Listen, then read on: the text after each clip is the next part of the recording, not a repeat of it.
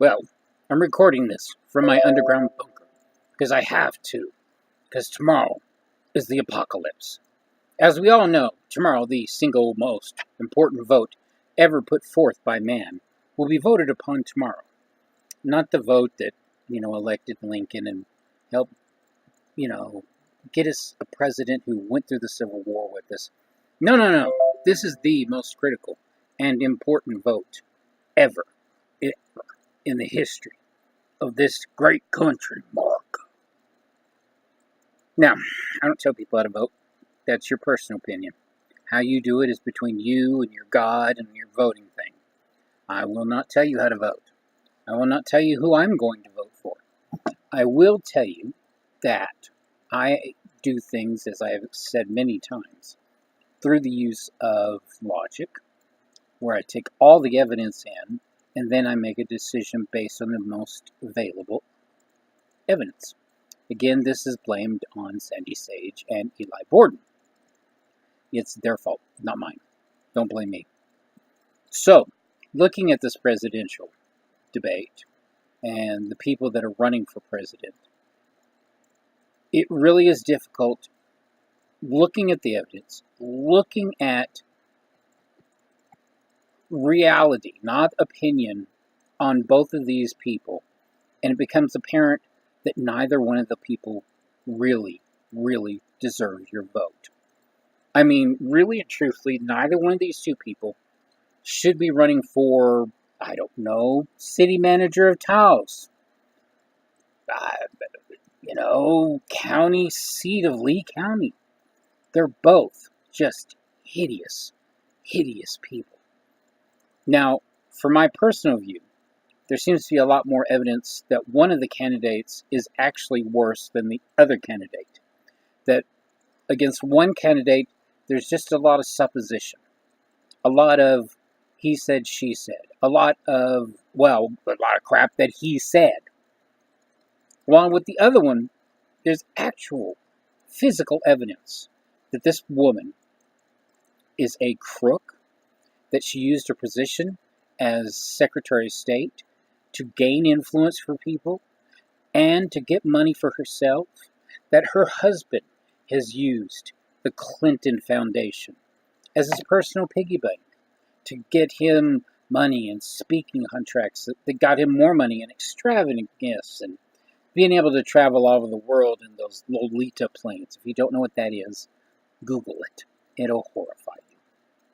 At the same time, their daughter, with the WikiLeaks, we come now to find out that she's using the Clinton Foundation to pay for her wedding.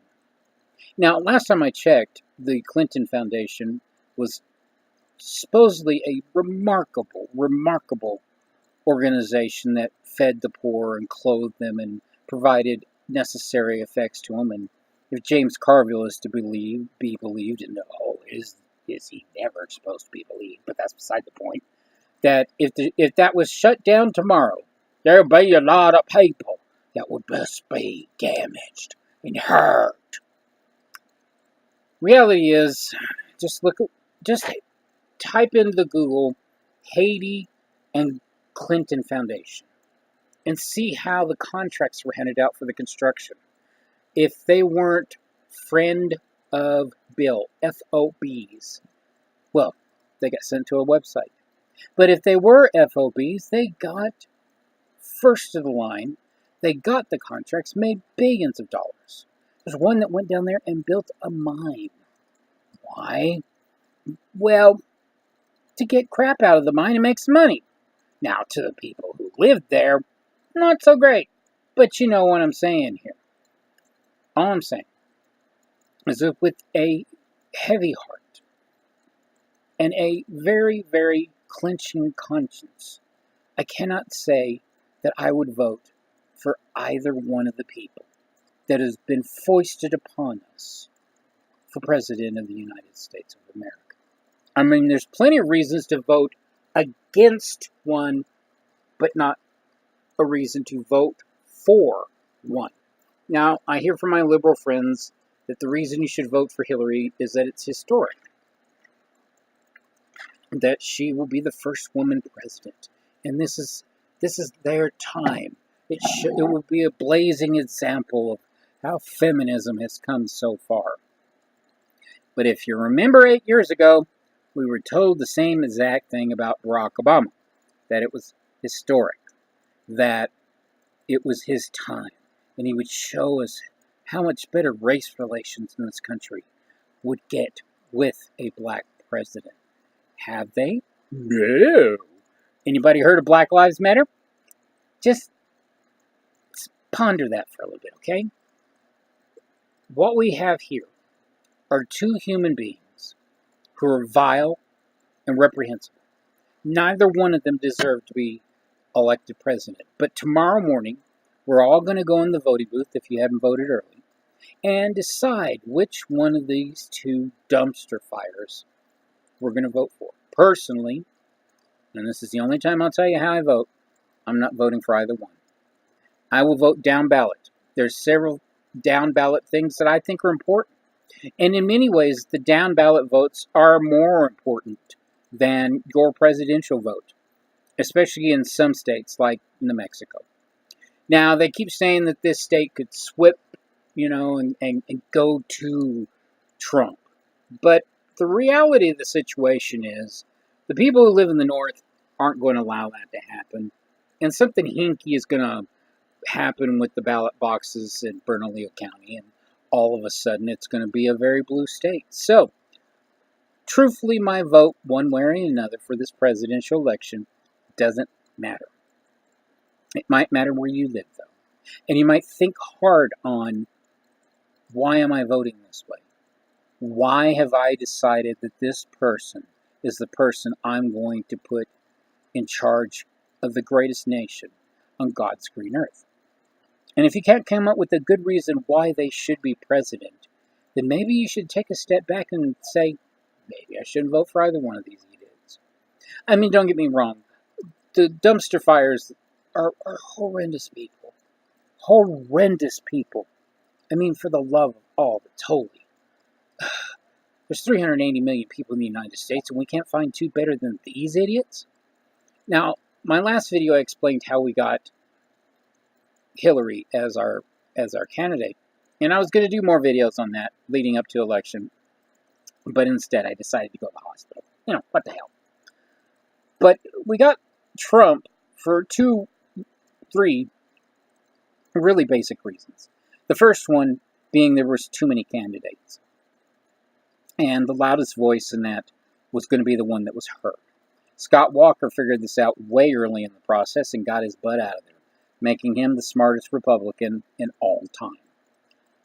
The second reason, it was the Diana Fire movement. And that's the other reason Bernie Sanders, was doing such a good campaign against your buddy Hillary, is because both of these men were tapping into that feeling that we're getting screwed. On the right, it's been 8 years of Obama getting everything he wants, from Obamacare to Chris Dodd to stimulus, you name it. Those on the right feel that they were let down by the establishment Republicans, and they can all die in a fire to them. And that's why they went with Trump. So, and on the other side, the Democratic Party is actually pulling itself very left, very socially progressive. Why? Because of dumb people. I mean, most of you have no idea what the hell socialism is, or what anybody could do about it, or why anybody would do anything about it. I mean, they're dummies. They think that George Bush killed more people than Stalin, and that would take effort. I mean, Stalin killed officially upwards of 25 million people. We really have no idea how many he did kill. So, come on. Like I said, dummies. So, and then the third reason is also there was, again, too many candidates. So the voting pool got very, very, very small. And if you look at the results of all the elections, Trump never got above 40% of the vote. And that was because you had all these other guys splintering the vote and taking little piece, little piece, little piece, little piece. And if all of those little pieces had boiled behind Ted Cruz, that would have been our candidate. But they never did. They tried there towards the end and just failed miserably.